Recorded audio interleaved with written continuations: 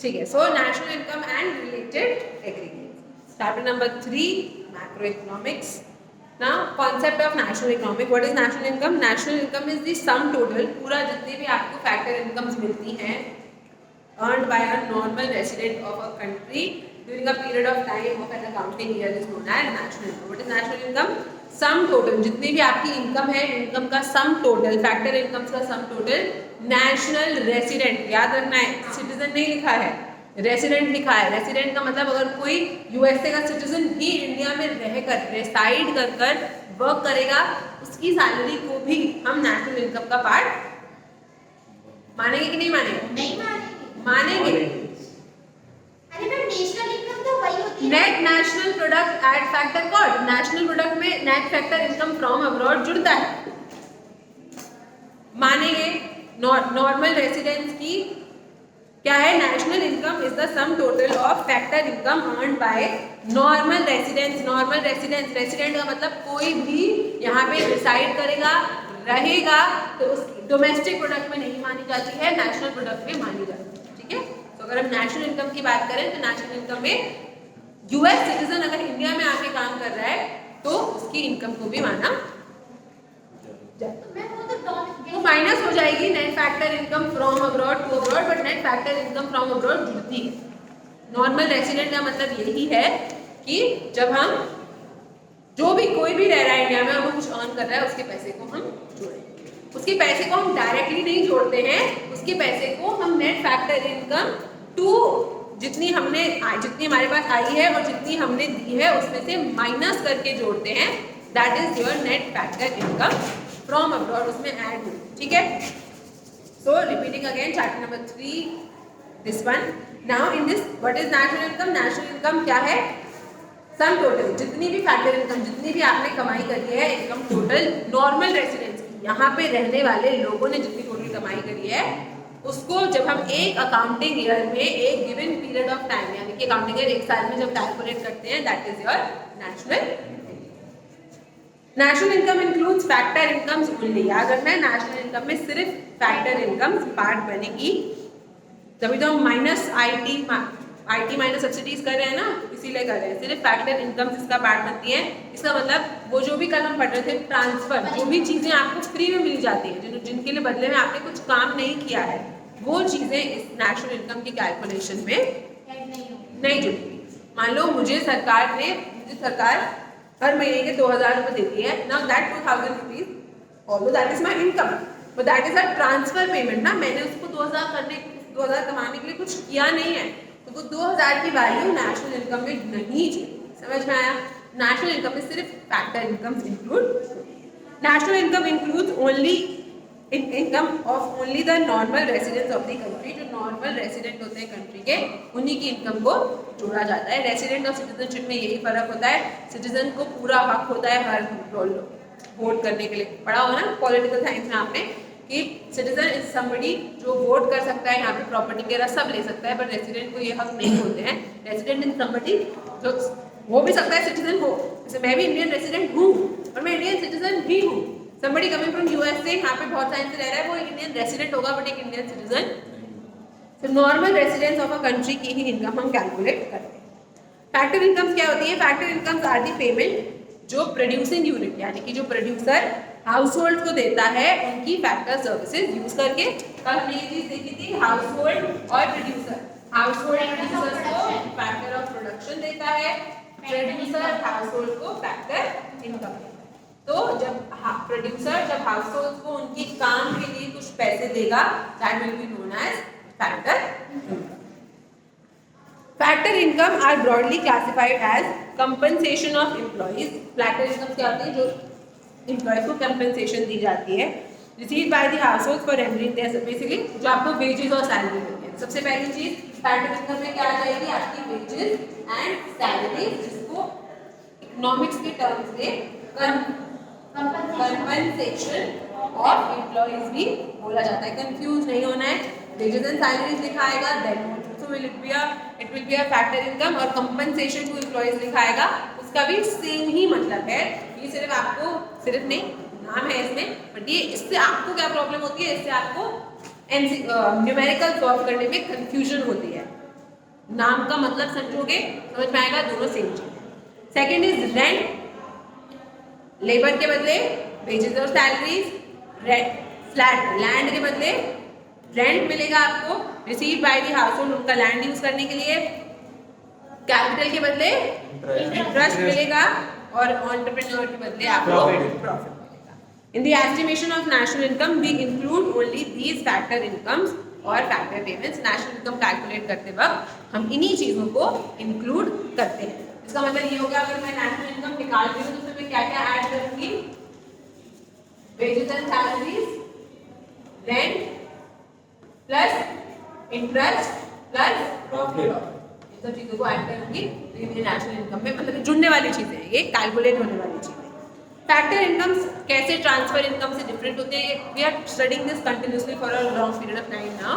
Factor incomes वो पैसे होते हैं जो जब आप कुछ काम करोगे इन रिटर्न आपको मिलेंगे, then that is known as a factor income. यानी कि जब आपने अपना फैक्टर ऑफ प्रोडक्शन दिया, आपका फैक्टर ऑफ प्रोडक्शन क्या है, लेबर, ठीक है, आपका फैक्टर ऑफ प्रोडक्शन क्या है, लेबर। जब मैंने अपनी लेबर किसी को दी, इन रिटर्न मुझे जो मिला that will be my factor income.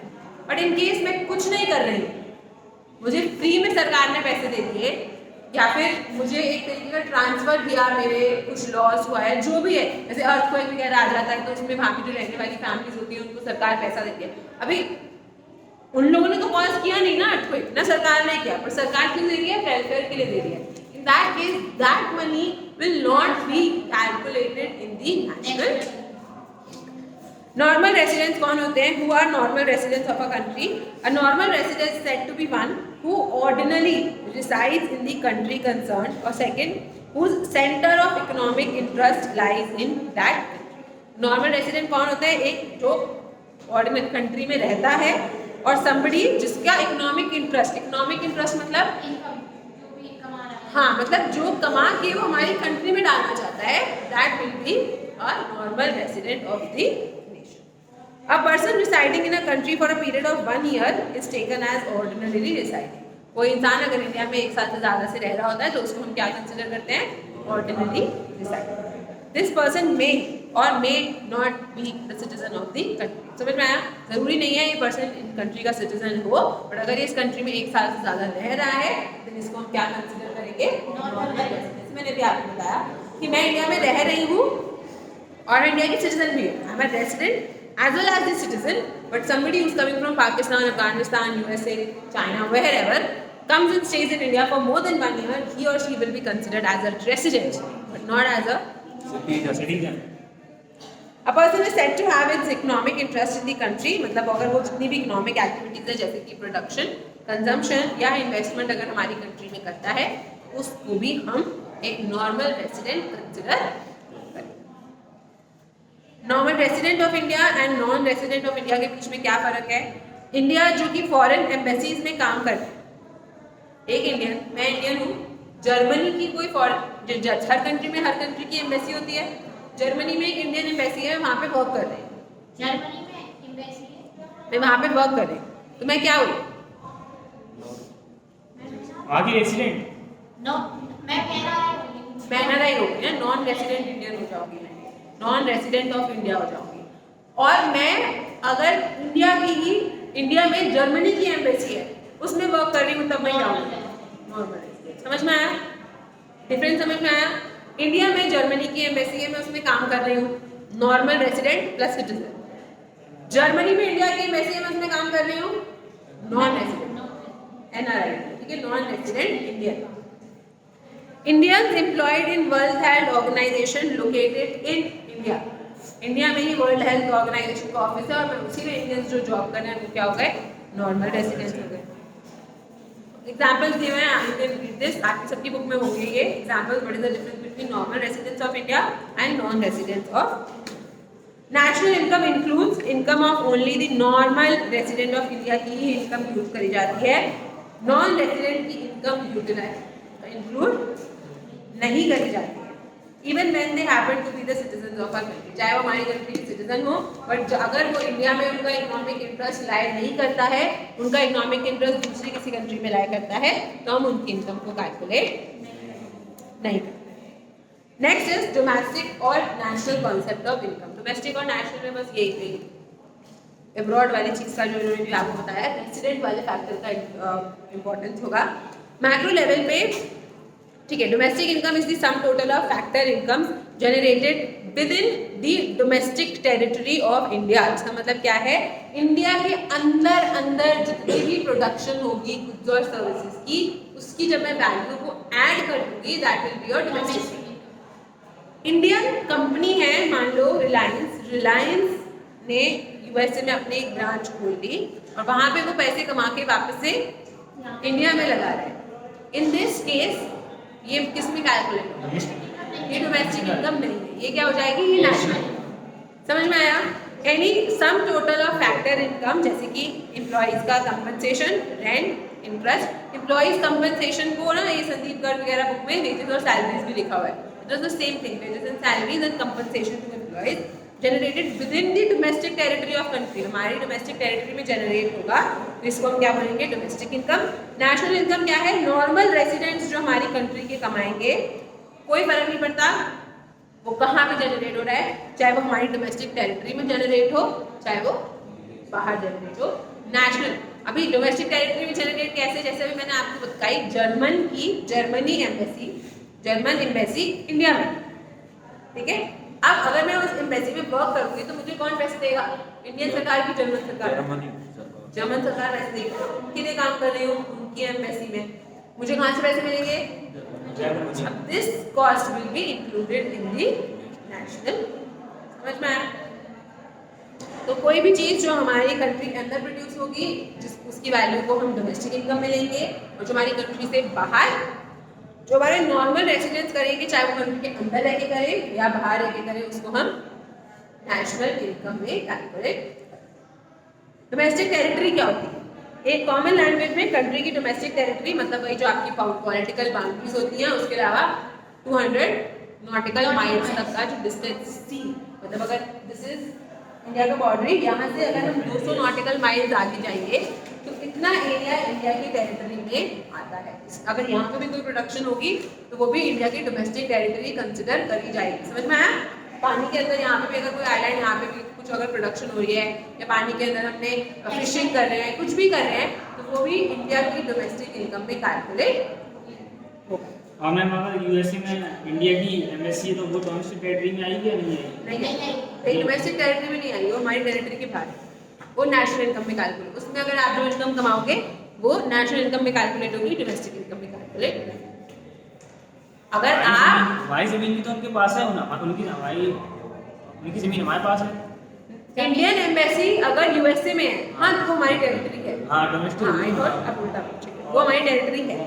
Economic territory which is much, economics है भाई, वो आगे बता रहा है कि इकोनॉमिक्स के कॉन्सेप्ट में डोमेस्टिक टेरिटरी पॉलिटिकल टेरिटरी से डिफरेंस होती है। ये जो मैंने आपको बताया, ये क्या है, ये पॉलिटिकल टेरिटरी। डोमेस्टिक टेरिटरी क्या हो जाएगी, इंडिया ने कोई भी अगर प्रॉपर्टी ओन करी हुई होगी किसी और कंट्री में भी, तो वहां पर भी अगर कुछ पैसे होंगे वो भी इंडिया की डोमेस्टिक इनकम में कैलकुलेट होंगे। जैसे कि पढ़ लेते हैं, which is much wider. United nation के हिसाब से economic territory is a geographical territory जहाँ पे गवर्नमेंट का कंट्रोल हो, जहाँ पे लोग, सामान और कैपिटल फ्रीली सर्कुलेट हो सके। रिपीटिंग अगेन, यूनाइटेड नेशंस के अकॉर्डिंगली एक इकोनॉमिक टेरिटरी क्या रीजन है, ये वो रीजन होती है जहाँ पे उस एक ही सरकार का कंट्रोल हो।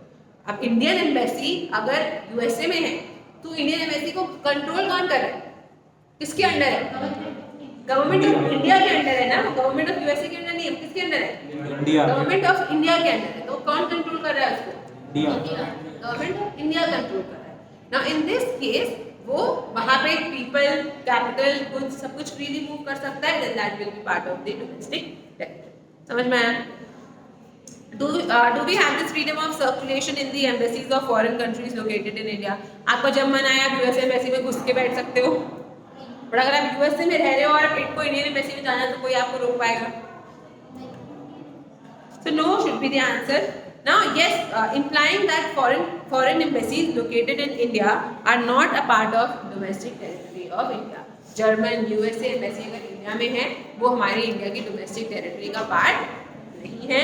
इंडियन एम्बेसीज जो बाहर की कंट्रीज में है वो हमारी डोमेस्टिक टेरिटरी का पार्ट है।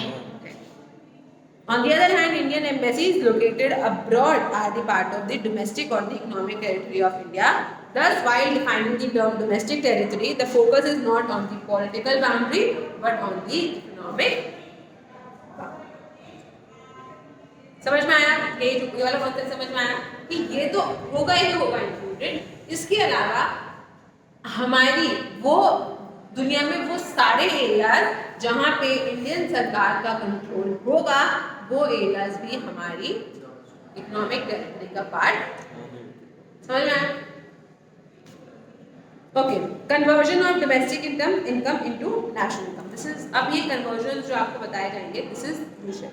डोमेस्टिक इनकम से आप नेशनल इनकम में कैसे जाओगे? Domestic income is the sum total of the factor income generated within a given period of time within a domestic territory of a country during a period of accounting year. इसमें factor income include होगी दोनों की, resident की और non resident की। Domestic income जब calculate करेंगे तो non resident की और resident दोनों की incomes include करी जाती है।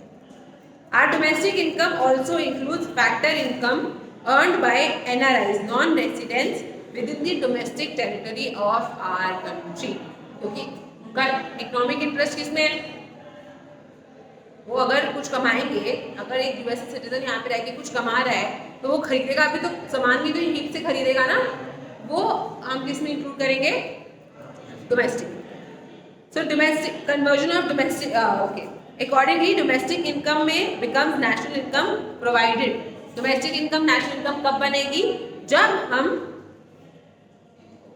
वो पार्ट को हटा देंगे जो एनआरआईज यहाँ से कमा रहे हैं। कुछ नहीं है, कंफ्यूज करने के लिए सारी लिखी हुई है। आई विल एक्सप्लेन यू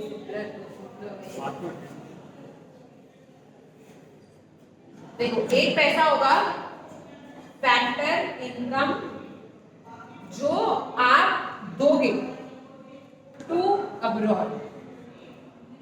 ये किसको दी जाएगी? जो हमारे यहाँ रहते हैं। हाँ, मान लो मैं इंडिया में वर्क करती हूँ, मुझे इंडियन सरकार से ये पैसा मिलेगा, ठीक है? Factor income to. एक फैक्टर इनकम होती है फ्रॉम, मैं इंडियन सिटीजन हूँ और मैं क्या कर रही हूँ? अब्रॉड में जाके काम कर रही हूँ और मुझे वहां से पैसा मिल रहा है। समझ में आया? एक होती है फैक्टर इनकम फ्रॉम अब्रॉड, एक होती है फैक्टर इनकम टू अब्रॉड। अब मान लो फ्रॉम अब्रॉड, मैं जब यूएसए में काम कर रही हूँ तो मेरी सैलरी है 200 रुपीज, ठीक है? और जो यूएस सिटीजन इंडिया में रह रहा है उसको मेरी सरकार दे रही है 100 रुपीज। समझ में आ गया? अब जब मैं डोमेस्टिक इनकम कैलकुलेट करूंगी उस केस में मैं सिर्फ ये इसको इंक्लूड करूंगी। समझ में आया? फैक्टर इनकम टू अब्रॉड को, क्योंकि वो नॉन रेसिडेंट इंडिया मेरे ही कंट्री में रह रहा है, मेरे ही डोमेस्टिक टेरिटरी में रह रहा है। जब मैं नेशनल इनकम कैलकुलेट करूंगी, that is national income calculate करूंगी, उसके लिए मैं दोनों को में से इन दोनों का नेट प्रोडक्ट निकालूंगी। क्या निकालूंगी? Net product. नेट प्रोडक्ट कैसे निकलता है?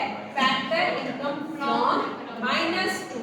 तो याद रखना है, फ्रॉम -2 करना है, 2 माइनस फ्रॉम नहीं करना है।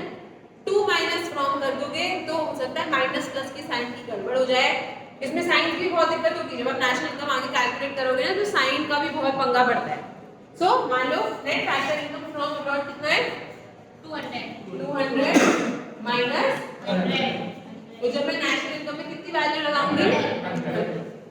Clear?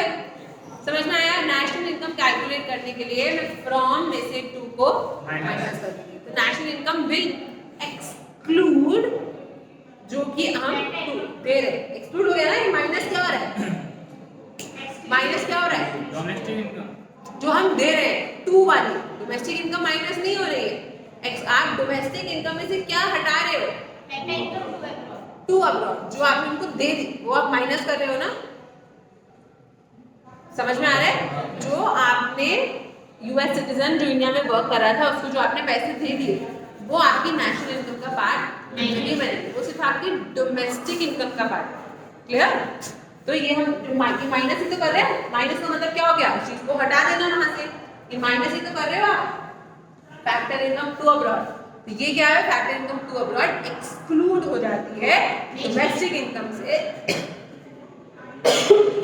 Sorry, then it becomes national.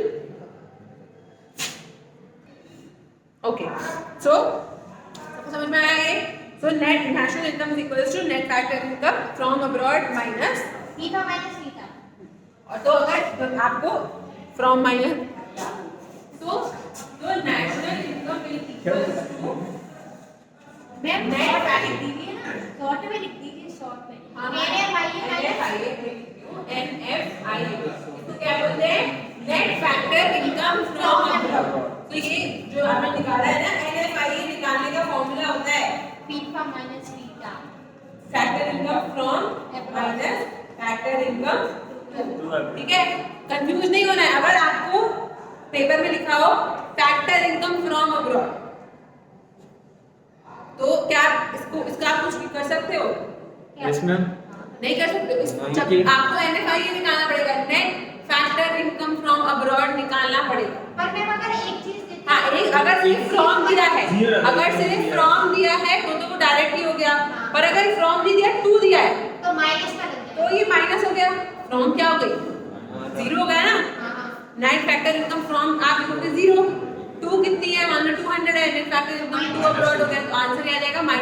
Ma'am कभी कभी NFIA पूरा डायरेक्ट दे दिया जाता हाँ, है। डायरेक्ट दे दिया तो फिर तो अच्छी बात तो है ही नहीं, और डायरेक्ट नहीं दिया जाएगा तो अगर जैसे मान लो net factor income from abroad दिया है, तो you can use it directly, क्योंकि in that case 2 will be considered as 0, in that case 2 will be considered as 0।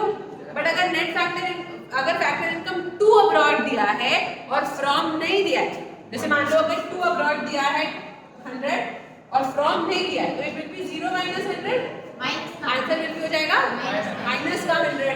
तो जब आप एडिशन करोगे ना, NFIA क्या है, नेट फैक्टर NFIA की वैल्यू क्या है, माइनस का माइनस का 100। जब मैं नेशनल इनकम निकालूंगी तो मैं NFIA प्लस DP का डोमेस्टिक प्रोडक्ट करूंगी, नेशनल इनकम निकालिए, हाँ प्लस हाँ, तो मैं डोमेस्टिक इनकम में NFIA NFIA प्लस कर दूंगी, हाँ NFIA प्लस कर दूंगी, समझ में आया है? डोमेस्टिक इनकम में जब मैं net factor income from abroad को जोड़ दूंगी तो उससे मेरी नेशनल इनकम निकल आएगी, डोमेस्टिक प्रोडक्ट, ठीक है। अगर मान लो डोमेस्टिक प्रोडक्ट 500 का, NFIA कितना आया, माइनस का माइनस का 100 प्लस 500, आंसर कितना हो गया, 400 समझ में आया, माइनस का 400 नहीं 400। प्लस तो ये साइंस का आपको ध्यान रखना पड़ेगा, इसलिए मैंने आपको ये इतना वैल्यूज के साथ समझाया है, ताकि आपको साइंस की information red minus plus minus हो गया ऐड नहीं करोगे। बहुत बच्चे ये चीज़ गलती करते हैं, 600 लिख के आ जाएंगे, इसको इग्नोर ही कर देंगे। अरे नहीं, इसको इग्नोर नहीं करना, इसका बहुत इंपॉर्टेंट रोल है, ठीक है, समझ में आया। Moving on, domestic income and domestic product are identical concept, same चीज़ है। इसके लिए टॉपिक बनाने की क्या जरूरत है मुझे नहीं पता, but national income national product is the same, domestic income and domestic product is product और इनकम में क्या डिफरेंस होता है, प्रोडक्ट मतलब हो गया गुड्स और सर्विसेज, और इनकम क्या हो गया, उनकी वैल्यू। तो आप चाहे नेशनल इनकम बोलो या नेशनल प्रोडक्ट बोलो, it's the one and the same, ठीक है। मतलब इनकम क्या है, मैंने अगर 4 शर्ट बनाई तो उस 4 शर्ट बनाने के बदले मुझे कितना पैसा मिला, that will be my income. और कुछ 4 शर्ट बना के मैंने रख दी, प्रोडक्ट बन गई, अभी बिकी नहीं है, वैल्यू तो उनकी तब भी उतनी है ना, तब भी 100 रुपए की वैल्यू है इनकी, चाहे वो मुझे इनकम में मिले चाहे वो वहाँ पड़ी रहे। तो नेशनल प्रोडक्ट एंड मतलब प्रोडक्ट और इनकम सेम चीज़ होती है। इनकम आपकी इन हैंड आ गई, प्रोडक्ट जब तक गुड्स और सर्विसेज की वैल्यू को हम क्या बोलते हैं, product. Value when converted into income is known as domestic income. जब तक वैल्यू कैलकुलेट करोगे तब तक आप इसको प्रोडक्ट बोलते हैं।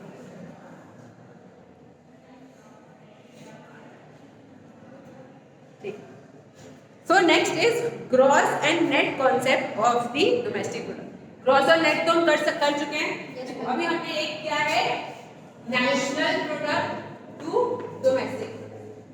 National product से अगर हमें domestic product को जाना है तो हमें क्या करना है? माइनस का NFIA।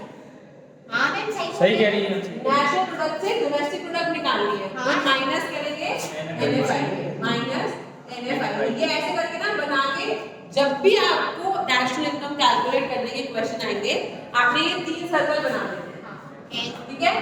और डोमेस्टिक प्रोडक्ट से अगर नेशनल प्रोडक्ट निकालना है तो प्लस NFI। पहला तो चीज ये हो गई।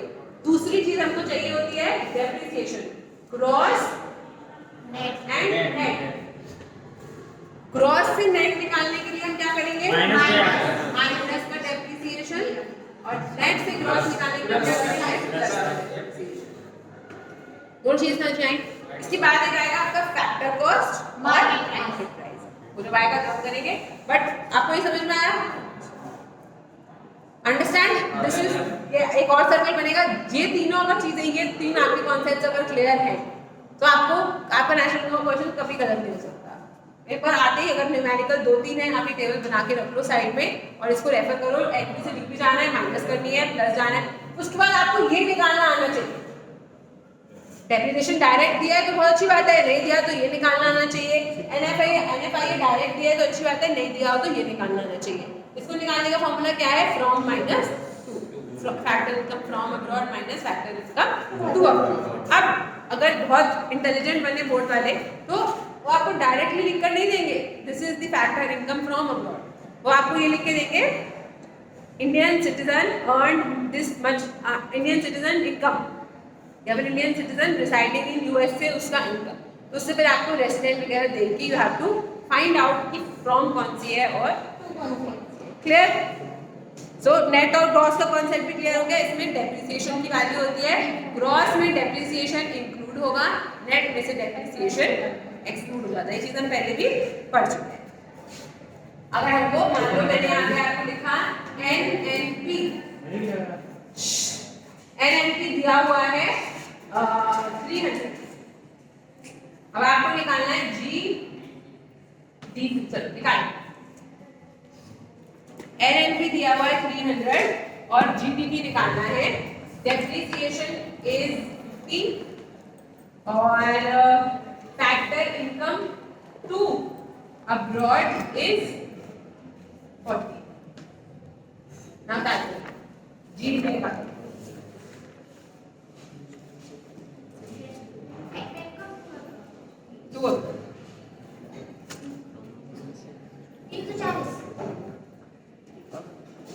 कैसे निकालेंगे?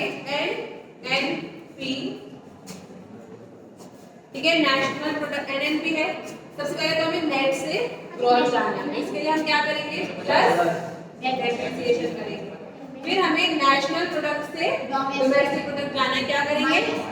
माइनस का NFI करेंगे। NNP की वैल्यू कितनी है? 300। डेप्रिसिएशन कितना है? डेप्रिसिएशन 50 NFI कितना होगा? माइनस का 40 ब्रैकेट में नाम में NFI माइनस का माइनस now 300 plus 50 is 3 को 50 350 minus minus प्लस 40 390 390। क्लियर? किसी को कोई दिक्कत इसमें इशू? माइनस माइनस प्लस हो जाएगा तो that will be added. Now 300 plus 50 350 plus 40 390। Understand? Clear? This is what they wanted to do. Moving on, domestic product at market price and factor cost.